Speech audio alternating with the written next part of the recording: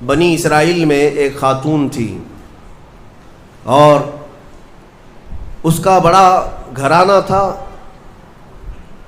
اس کا باپ جو تھا وہ بڑا کنجوس اور بخیل آدمی، بڑے پیسے والا. ایک دن ایسا ہوا کہ یہ جو لڑکی تھی، جوان لڑکی، اس نے باہر ایک فقیر کو دیکھا جو بڑا مجبور تھا، ضرورت مند تھا.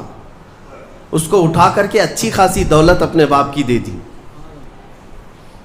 اور باپ کو پتہ چلا تو اتنا غصے میں آیا کہ میں ایک پوٹی کوڑی نہیں دیتا اور تو اتنی بڑی دولت اٹھا کر دے دی. اور غصے میں اپنی بیٹی کا ہاتھ کاٹ دیا. اس کا ہاتھ کٹ گیا. غصے میں تھا، باپ بخیل تھا، ہاتھ کاٹ دیا.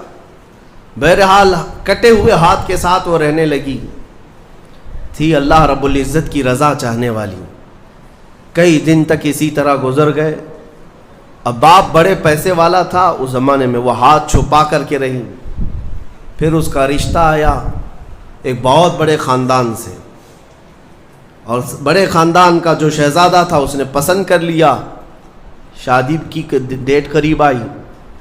ان لوگوں نے ہاتھ نہیں دیکھا، بس چہرہ اور باقی ساری چیزیں دیکھی، اور انہوں نے بھی چھپا رکھا کہ ہاتھ نہیں ہے. کٹے ہوئے ہاتھ کے ساتھ کون شادی کرے گا؟ بہرحال شادی ہو گئی. شادی ہونے کے بعد وہ گھر رخصت ہو گئی. اپنے نئے دولہے کے ساتھ وہ اپنے گھر پر بیٹھی ہے دسترخوان پر. وہ بائیں ہاتھ سے کھایا کرتی تھی، ایک ہاتھ تو کٹا ہوا تھا، چھپا کر کے رکھتی تھی.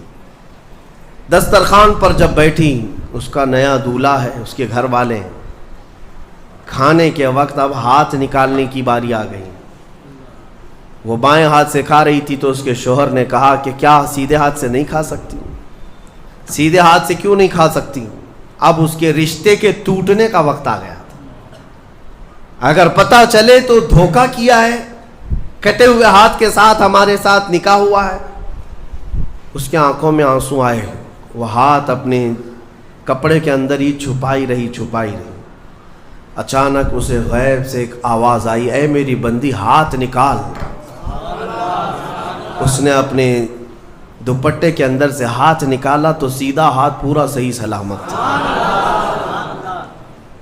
پھر وہ زمانہ موسیٰ علیہ السلام کا تھا. ان کی بارگاہ میں حاضری دے کر اس نے اپنا یہ واقعہ سنایا.